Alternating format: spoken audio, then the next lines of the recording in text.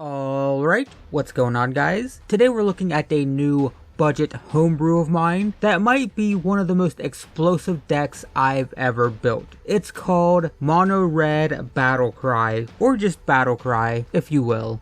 So the concept is very simple. We're basically wanting to get extra value out of the Battle Cry mechanic by pairing it with creatures that create tokens when they attack. A perfectly good example of this is Handwear Garrison and Hero of Oxid Ridge. So when the Garrison attacks, it puts two 1/1 human tokens into play, and when the hero attacks, Battle Cry triggers and gives all attacking creatures +1/+0. Now the interesting thing about this is that the abilities go on the stack at the same time. If we resolve the token trigger first, the tokens will be in play and attacking once Battle Cry goes active. This allows us to have incredibly explosive combat phases that will completely take our opponent by surprise.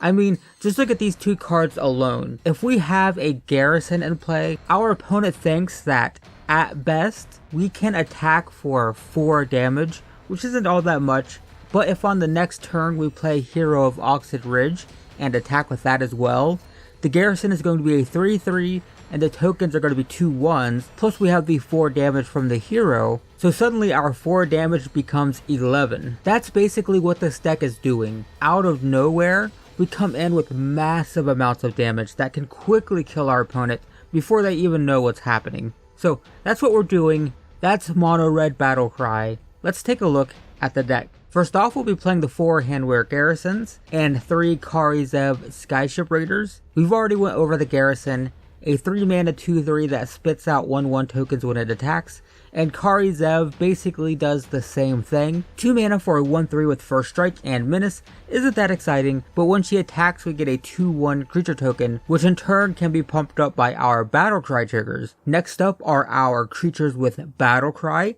4 copies each of Signal Pest, Goblin War Driver, and Hero of Oxid Ridge. Signal Pest is known for being played in Affinity, but in our case we're getting the Battle Cry trigger on a 1-drop, which is fantastic. Plus it essentially has flying when it attacks, which means we frequently get to attack with it without worrying about it dying in combat, so that's nice. The War Driver is basically just a Grizzly Bear with Battle Cry, but a 2 mana 2/2 that's going to pump up all of our other creatures in combat works pretty well, and the Hero of Oxid Ridge is really the star of the bunch. Not only does it put out 4 damage with haste, but he also prevents your opponent's creatures from blocking and pumps up all of our other stuff to boot. Trust me, you will win a lot of games by jamming a Hero of Oxid Ridge into play and then swinging for lethal out of nowhere, completely unexpectedly.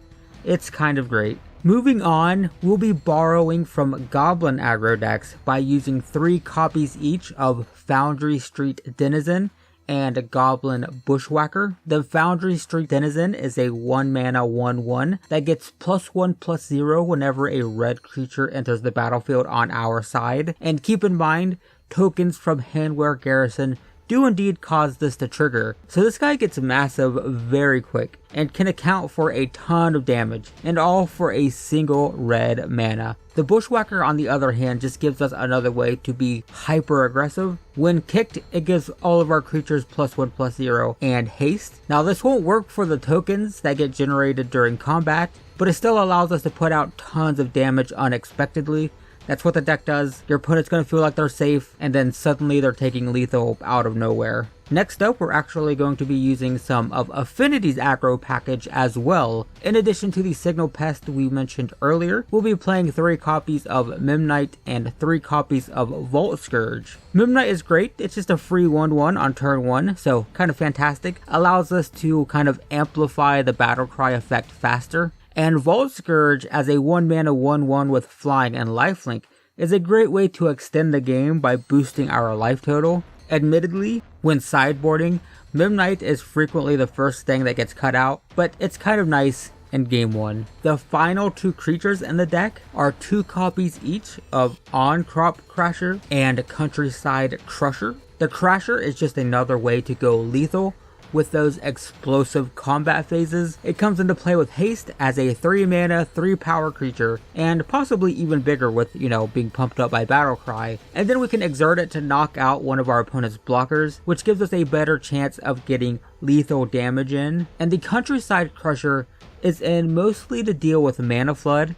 It's a 3 mana 3/3, and at the beginning of our upkeep, we reveal cards off the top of our library until we reveal a non-land card, and then all the lands go into our graveyard, and the Crusher gets a +1/+1 counter for each land we dump. Basically, so long as Countryside Crusher is in play, we will never draw another land again. Considering the fact that the majority of our deck costs 3 mana or less, never drawing another land again once we hit the top of our curve is just kind of nice. Plus, sometimes the Crusher can just get massive and bludgeon your opponent to death, so yep, that's cool too. The final card in the deck, and the only non-creature we'll be playing, is the obvious playset of Lightning Bolt.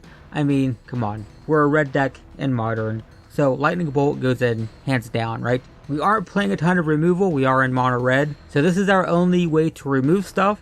So basically we're looking to remove early game blockers so we can just blow the opponent out before they can ever stabilize with bigger stuff. And that's it. We'll take a super quick look at the mana base because it's not terribly complicated. We'll be playing 2 Handwear Battlements and 19 Mountains. And honestly, we could probably cut a mountain or 2, but anyway, the Battlements add colorless mana, but if we spend 1 red mana and tap it, we can give a creature haste. It's a nice way to give us an extra boost in the aggression department, so, it's okay. The real reason we're playing it though, is because it can meld with Handwear Garrison. If we control both the Garrison and the Battlement, we can pay 5 mana to meld them, and once they are melded, instead of having a 2/3 that spits out 1/1 tokens, we instead get the Writhing Township, a 7/4 with trample and haste that spits out 3/2 Eldrazi Horror tokens instead. Now, let's be clear,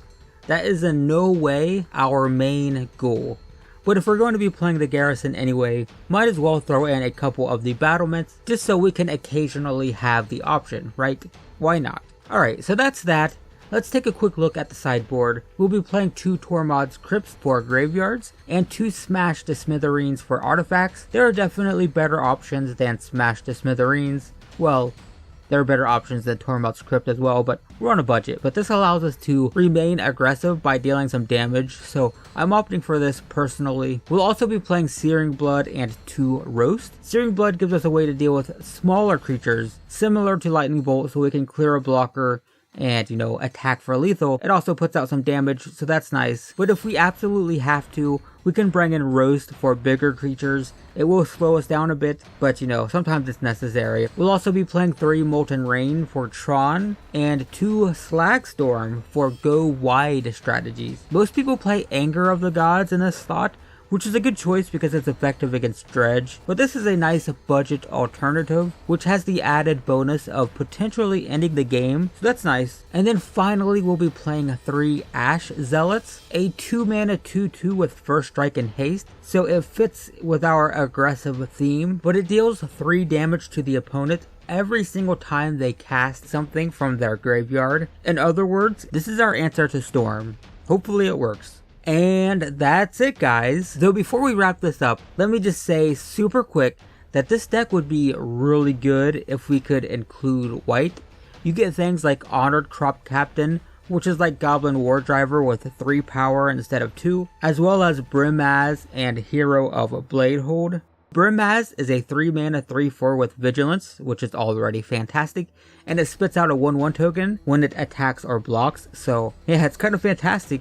And then Hero of Bladehold does double duty, providing both a battle cry trigger and also putting out tokens when it attacks. This would make the deck so much better, so much more competitive. But unfortunately, because we build on a budget here on Affinity for MTG, I couldn't get the mana base to work. The cards have too many double white and double red symbols in their casting cost, and everything's so low on the curve that we have to have a very good mana base with a lot of duels and whatnot. So the only way to make this work is to dump money into fetches and shocks, and we can't quite swing that on this channel. So I think this deck could be way better. It could be really, really cool. I'd like to kind of do a non-budget version. I might do that in my free time maybe. But here on this channel, we do have to cut it to mono red. So, you know, it kind of is what it is. But that's definitely something to consider because Hero of Bladehold in particular seems kind of spicy. Another thing to note really quick, Noblest of War is amazing for this deck. It gives all attacking creatures +2/+0. So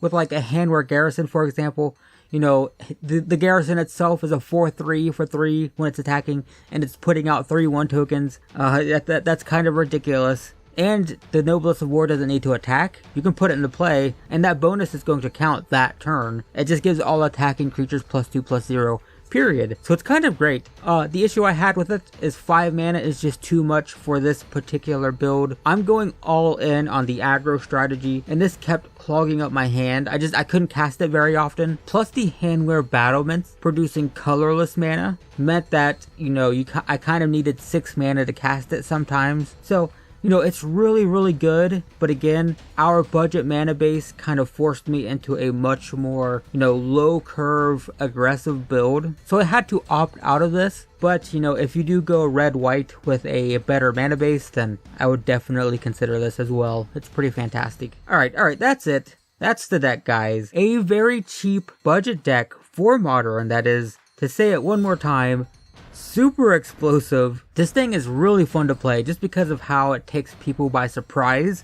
I mean, no one expects the amount of damage this deck can put out, and it's not uncommon to win the game when the opponent is sitting at like 15 life, you know, like they feel safe, they think everything's good, and then just out of nowhere, it's like, yep, attack for 15, 17, 22, you know, that's how it is. It's kind of great, and if you don't believe me, well, good news. You can see this deck in action because I'm about to play 5 games with it in the tournament practice room on Magic Online. So if you want to see those games, check the description.